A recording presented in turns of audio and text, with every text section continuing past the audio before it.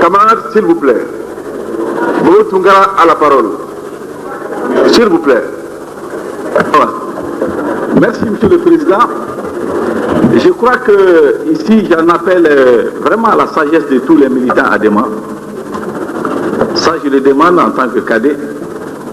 Personne ne dira autre chose ici que l'autre ne pense. Ça, je vous le dis, c'est pas parce que je vais me mettre devant les gens pour dire, chacun de nous pense quelque chose. Chacun de nous a envie de dire quelque chose pour ce parti qui est le nôtre. Et je vous en prie, la cause qui nous réunit aujourd'hui, c'est-à-dire l'objectif que nous recherchons, faisons de sorte qu'on y aille sans se blesser. Et en donnant la parole à ces 18, on ne fera peut-être que se répéter. Que se répéter. Moi, je vous en prie, arrêtons ça et vraiment préparons ce qui doit être préparé avant l'arrivée de nos invités. Merci, Monsieur le Président. Allez. Le souci, aussi bien de Mme Diakité que de Bobo, dont je salue l'appel à l'unité, à la compréhension, c'est légitime. Mais voilà moi comment je vous vois. Peut-être avertir alors nos invités que nous ne serons pas à l'heure à 17h. Non, ce n'est pas ça. Et que l'organisation fasse tout pour ça.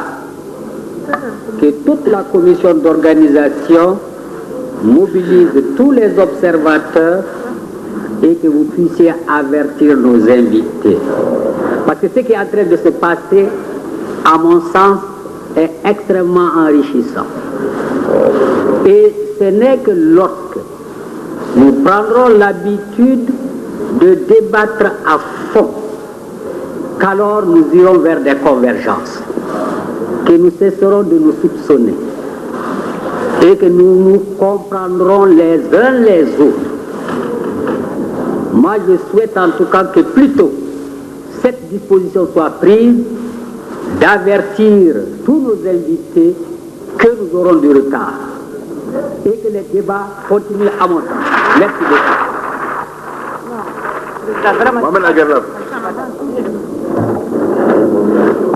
Merci, Monsieur le Président. Monsieur le Président, je pense que la proposition de la camarade secrétaire de l'organisation est recevable. Toutefois, je voudrais suggérer aux camarades qui n'ont pas pu intervenir de le faire par écrit et de remettre les résultats du président. Pardon. S'il vous plaît. S'il vous plaît, camarade. S'il vous plaît. Il faut limiter le temps. Tout le monde parlera. Tout le monde parlera. Il n'y a là aucune habileté du présidium, aucune malice. Que personne n'essaie de divertir cela est clair. Nous avons simplement indiqué les contraintes de temps qui sont là, mais dès l'ouverture de la conférence, j'ai indiqué que nous sommes ici pour débattre de fond en comble. Nous y sommes prêts, nous y sommes acquis. Il n'y a donc aucun problème à cet égard-là. Nous assurerons ensemble l'agenda dont la cause est entendue. Tu as la parole. On continue.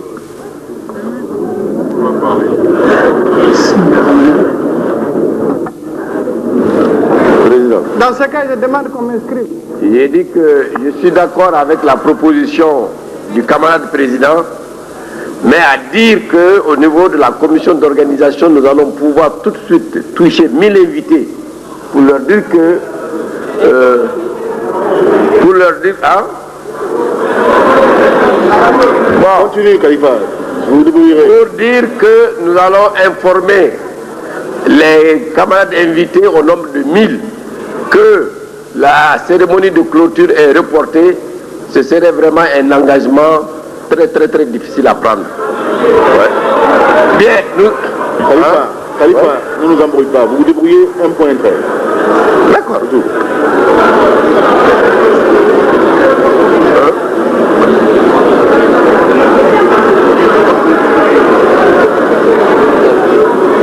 Tu as la parole. S'il vous plaît, moins nous perdons le temps mieux ça vaudra. Les motions et autres là ne vont pas avancer. Je crois qu'on va continuer vraiment.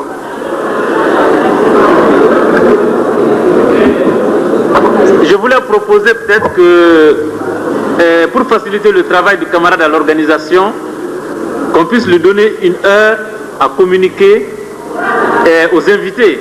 Si c'est aujourd'hui encore ou bien si c'est demain. Comme ça, il pourra annoncer le report, mais quand même donner une heure, disons une nouvelle heure.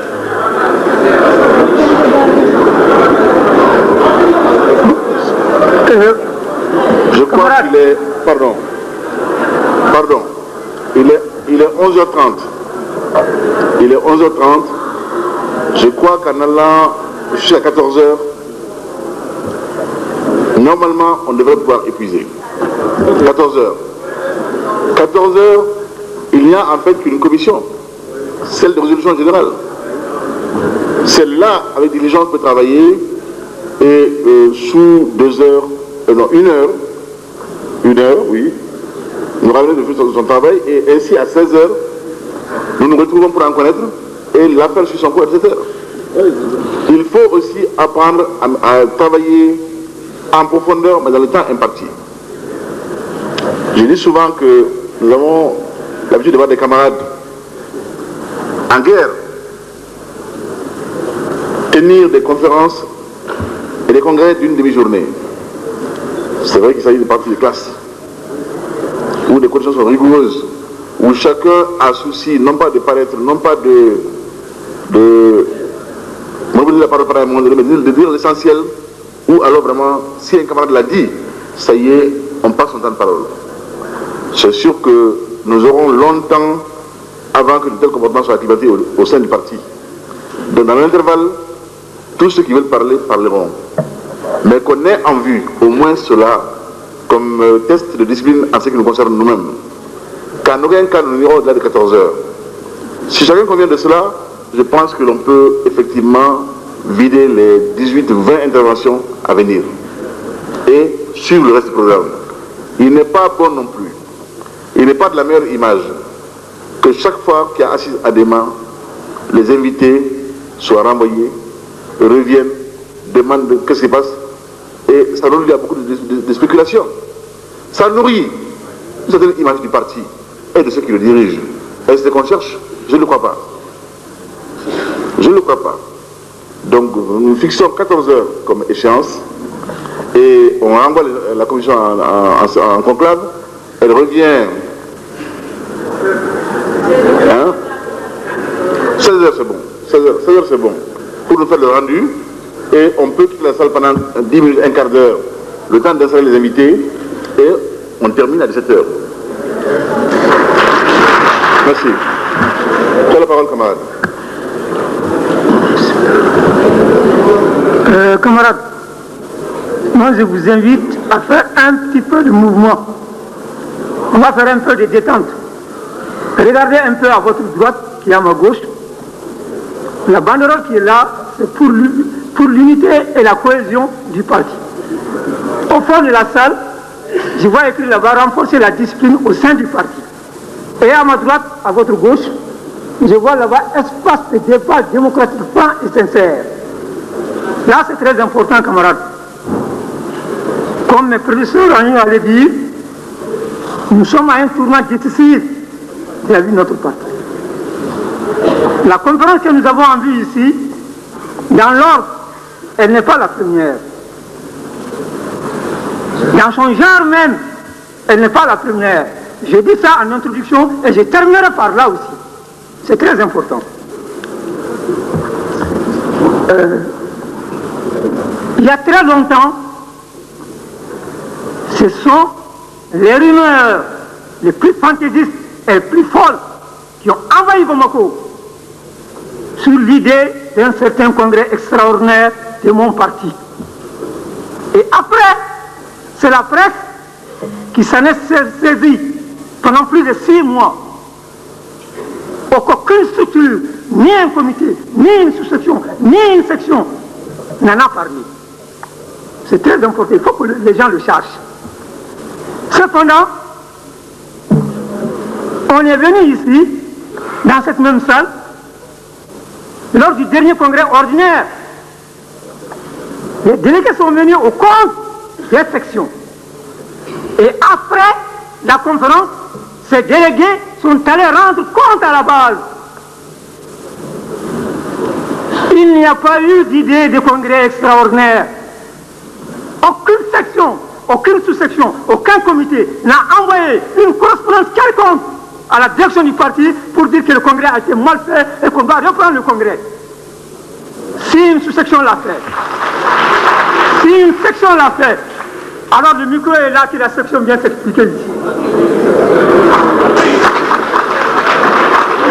Alors c'est 8 mois après qu'à travers les médias, on envoie Bamako, un congrès externe de l'aliment se passera, et ça se fera même sur des cadavres.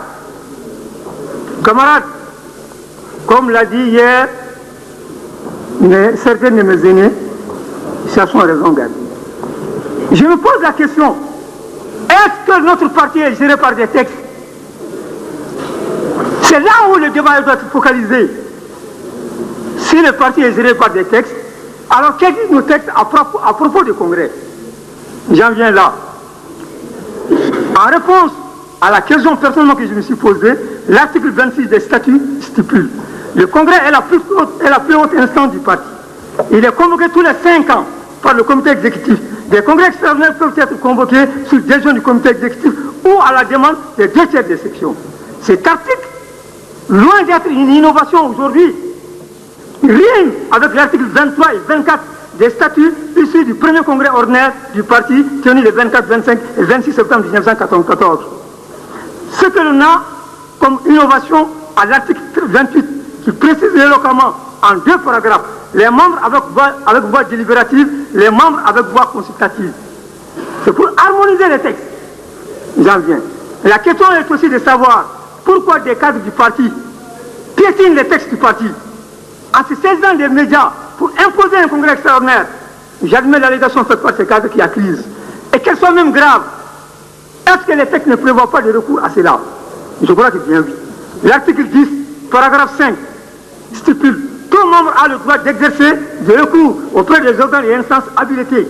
Cet article rime avec l'article 9, paragraphe 5 des statuts issus du premier congrès ordinaire du parti, mais aussi avec l'article 9, paragraphe 5 des statuts issus du congrès constitutif du parti. Tous ces statuts sont là. Rien n'a été inventé. Ça veut dire que nous avons parti ce parti avec ces textes qui sont là. Et pourquoi aujourd'hui nous ne les respectons pas? Au nom de quoi? Il n'est pas exagéré de rappeler que le préalable aux conditions à la démocratie est rimé à l'article 6 qui stipule: peut adhérer à la démocratie tout citoyen malien ou tout citoyen africain âgé de 18 ans, au moins qui accepte ce programme, son programme, ses statuts et son règlement intérieur. Donc je crois que même pouvoir accepter seulement d'être militant adhérent, ça veut dire que tu acceptes ses statuts, ça veut dire que tu acceptes ses règlements intérieurs, ça veut dire que tu acceptes son programme. Pour être adhérent d'abord. Et qu'est-ce qui se passe aujourd'hui par rapport à ces textes?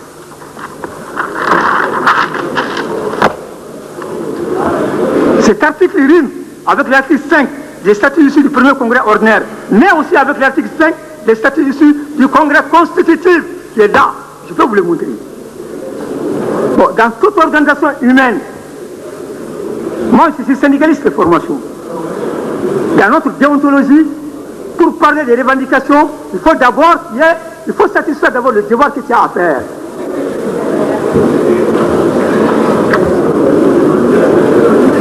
L'exercice du devoir précède la revendication. Le parti a prévu ça aussi dans ses textes. L'article 11, qui est en harmonie avec les articles 10 des statuts du premier congrès, et tout membre du parti a le devoir de connaître parfaitement les textes fondamentaux du parti, statut et règlement intérieur, programme du parti et les résolutions des instances, de les diffuser et de veiller à leur application.